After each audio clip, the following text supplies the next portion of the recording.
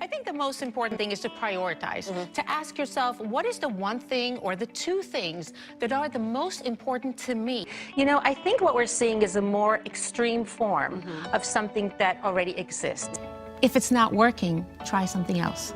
You know how sometimes people stand by the elevator and they hit the button and the elevator's not coming. So the human tendency is to hit the button again. We don't know why the person in front of us did what they did. And even if we think we know, we don't really know. And so what we do is we assume, where we sort of perceive the way we see things to be the ultimate truth.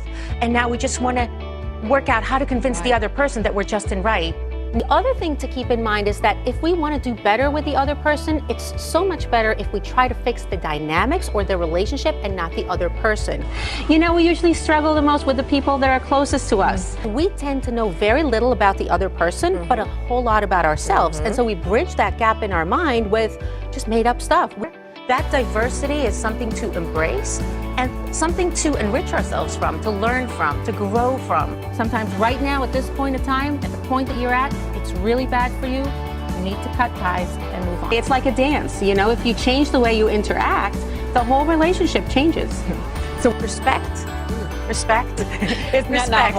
Yes. If we want to create a change, we need to pledge to fix the relationship if we can, or to improve the relationship, not to fix the person. In my opinion, the beautiful thing is that somewhere in the middle is where we want to get. We want to look at our common goals and see how we can take some things from what you're saying, some things from what I'm saying, and work together. We have to realize that creating a change does not go from 0 to 10. I'm going to change the way I behave, and then the other person is going to shift from 0 to 10. It doesn't happen overnight. A little further away. I think the most important thing we talk about is empowerment and staying away from toxic relationships. If we ask people to change, they get really mad at us because it's who they are.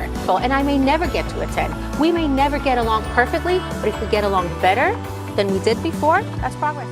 When you're in a toxic relationship, it impacts you in every aspect of your life. It just makes you feel bad about yourself. Rozen, thank you so much for coming in. Thank you for having me. Thank you for coming in. And happy 2018.